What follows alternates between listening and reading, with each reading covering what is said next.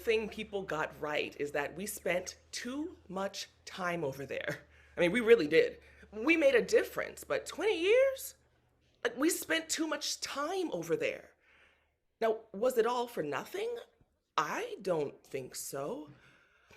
But if you see what happened at the end of it and everything, it's like it feels like it was wasted in my heart, you know? Like being a part of that unit, it feels like what we did was wasted because our unit was assigned to help the Afghans fight this war on their own. And uh, in a matter of days, it was just gone. Like, so what did we do for 20 years? Did we have a mission statement? Did we have an exact mission? Did we have a mission statement that was, instilled in us when we went over there?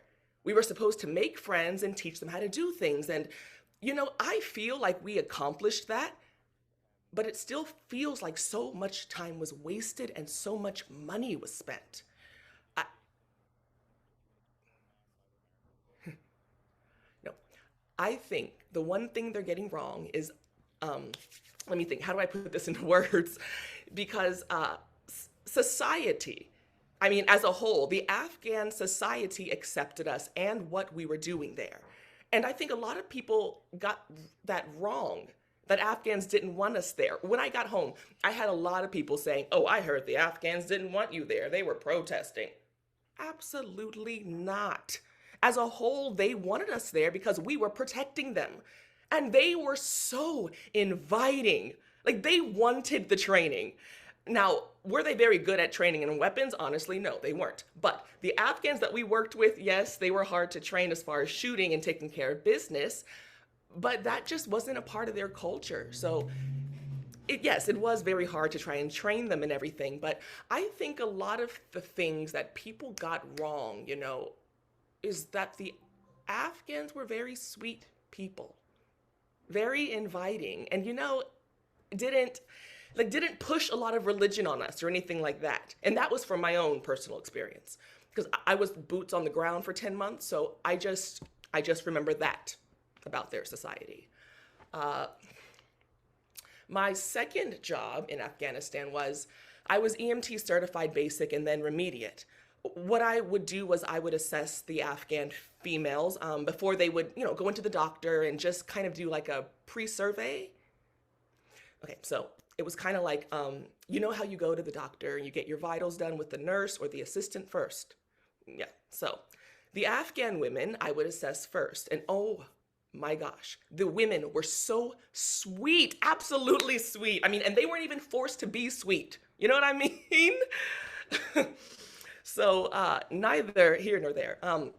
So the first thing that I would do was to make sure that they didn't have any weapons on them with my detector.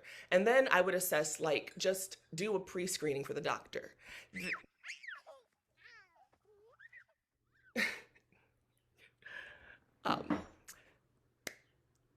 My experience with them, I had a translator or an interpreter with me at all times because, of course, I was good with the basics of Farsi. But when I would first walk up to them, they would always smile from what I could see because, we couldn't see their mouths, but I could always see their cheeks crinkle a bit and the little wrinkles in their eyes. So I knew they would be smiling. Almost all of them would be smiling unless they didn't feel good, unless they felt sick. But they would always greet me, always, with a good morning, good afternoon, good evening, whatever time that we were meeting them. And they would immediately talk about, how they felt sick and what was wrong, and thank you so much for coming here. A lot of them were like that, were thank you, and very grateful because the interpreter would always be like, they're so grateful for the women to be here. They would never mention the men, never ever mention the men. They would just talk about us, talk about our scarves and compliment our scarves and the color of our hair. I mean, every female that I came in contact with in my 10 months was absolutely sweet. Just phenomenal. Gosh, yeah, I have nothing but good things to say about them. Now, another thing to note is some of them were a little hesitant about, talking.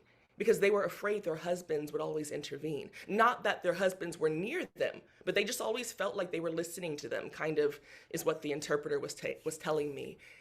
I would often be like, is she okay? She seems very distant. And they'd say, yeah, they're just afraid. If they say too much of what they're feeling, that they're going to, get in trouble later. It was really quite eye-opening, and it made me fearful for them at the same time. But I mean, also, it was just crazy to see that firsthand. But I mean, all of the women that I encountered over there, especially the ones that I put in my journal, were very amazing to talk to.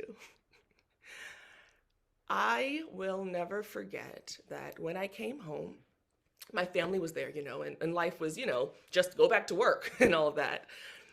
But my roommate and I drank alcohol every single day.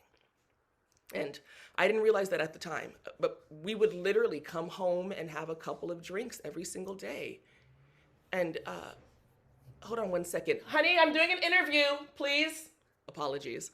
What was I saying? Yes, that we would have a couple of drinks every single day. And when we went to work one time, I was talking to my chief about this, my boss, and I said, man, I just realized that we've been coming home for like 6 months and I drink every day. And he was like, he kind of stopped what he was doing and was like, what? What? And, I didn't realize that it was a problem at the time until, I talked to him about it, and my roommate had a bigger problem than myself. Like, it was deep for her.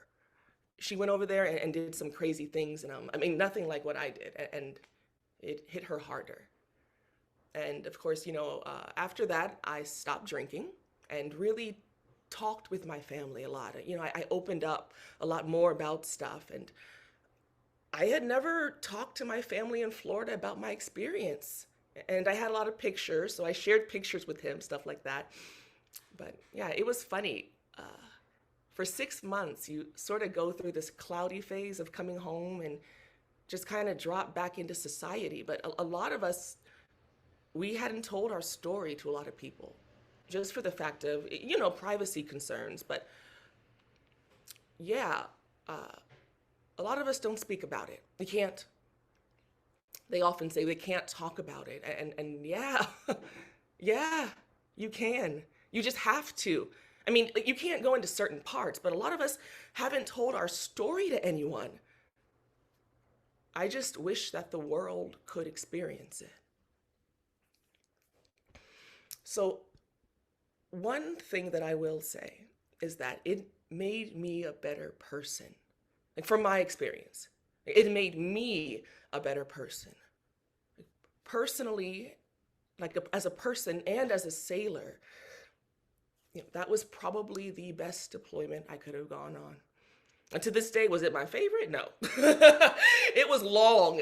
10 months is a very long time to be, in 2 or 3 places at once. But from it, I learned so much about my personality, myself personally and professionally.